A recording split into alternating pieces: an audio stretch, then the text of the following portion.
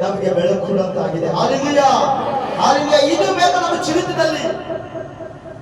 ದೇವರ ವಾಕ್ಯವು ಅದೇ ಹೇಳುತ್ತದೆ, ಈ ಭೂಮಿಗೆ ಇದು ತೆರೆದ ಸ್ತೂಪವಾಗಿದೆ, ನಮ್ಮ ಜೀವಿತದಲ್ಲಿ ಒಂದು ಬೆಳಕಾಗಿದೆ. ಜೀವಿತದಲ್ಲಿ ನಾವು ವಾಕ್ಯ ಕೇಳುವಂತ ಸಂದರ್ಭದಲ್ಲಿ ಈ ವಾಕ್ಯ ಎದಕ್ಕೋಸ್ಕರ ಬರೆಯಲ್ಪಟ್ಟಿದೆ, ಈ ವಾಕ್ಯದಲ್ಲಿ ಒಂದು ಅರ್ಥಗಳಿದೆ. ಈ ವಾಕ್ಯದಲ್ಲಿ ಒಂದು ಅರ್ಥಗಳಿದೆ. ಸ್ವಲ್ಪ ವಾಕ್ಯ ಕಡೆ ನಾವು ಸ್ವಲ್ಪ ಗಮನಿಸಿ ಕೇಳಿದ್ರೆ ಮಾತ್ರ ಹಾಗೆ ನಮ್ಗೆ ಅರ್ಥ ಆಗ್ತದ. ಅಲ್ಲಿವರೆಗೂ ಅರ್ಥ ಆಗಕ್ಕೆ ಸಾಧ್ಯವಿಲ್ಲ. ನೀವೆಷ್ಟು ವಾಕ್ಯವನ್ನು ಕೇಳಿ ನೀವೇನು ಹಾಡೋದು ಆದ್ರೆ ಅದು ವ್ಯರ್ಥ ಇದೆ. ನಾವು ವಾಕ್ಯ ಹೇಳ್ತೀವಿ, ಸ್ವಲ್ಪ ವಾಕ್ಯ ಮಾಡಿ ನಾವು ಧ್ಯಾನ ಮಾಡಬೇಕು. ನಮ್ಮ ಮನಸ್ಸು ಅರ್ಥೈತ ಇದು ಆಗಲಾಗೆ ನಾವು ಸ್ವಲ್ಪ ನಾವು ವಾಕ್ಯ ಕಡೆ ಧ್ಯಾನ ಕೊಟ್ಟು ನೋಡ್ರಿ, ಅದು ಅರ್ಥನೇ ಅದು ಬೇರೆ ಆಗುತ್ತೆ. ಹಲ್ಲೆಲೂಯಾ. ಈ ನೋಡ್ರಿ ಅಲ್ಲಿ ದೇವರ ವಾಕ್ಯ ಏನು ಹೇಳ್ತದೆ ಓದ್ರಿ.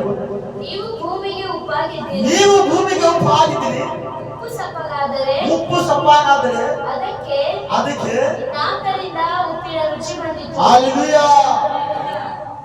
ಈ ಭೂಮಿಗೆ ಏನಾಗಿತ್ರಿ? ಉಪ್ಪಾಗಿತ್ತು. ಆ ಉಪ್ಪಿಗೆ ಏನಾಗಿತ್ತು? ಸಪ್ಪನಾಗಿತ್ತು.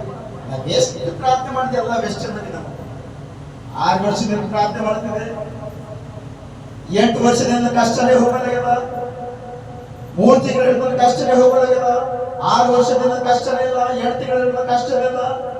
ಆದ್ರೆ ಏನಾಗ್ತದೆ ಈ ವಾಕ್ಯ ಏನಾಗ್ತದೆ ನಾವು ಜೀವಿತದಲ್ಲಿ? ಹಲ್ಲೆಲೂಯಾ. ಆ ಉಪ್ಪಿಗಿಂತ ರುಚಿ ಬೇರೆ. ಉಪ್ಪಿಗೆ ಸಪ್ಪನಾಗಿದ್ದಂತೆ ನಮ್ಮ ಜೀವಿತದಲ್ಲಿ ಸ್ವಲ್ಪ ಕಷ್ಟಗಳು ಬಂದ್ರ ಏನಾಗಿದೆ? ಸಪ್ಪಗಾಗಿದೆ. Hallelujah, hallelujah. ಇದೇ ಸಪ್ಪಗಾಗಿದ್ರೆ ಇದಕ್ಕಿಂತ ರುಚಿ ಬೇರೆ ಯಾವುದಿಲ್ಲ. ಮತ್ತೆ ಇದೇ ಸಪ್ಪಾಗಿದ್ರೆ ದೇವರು ಇದೇ ಸಪ್ಪ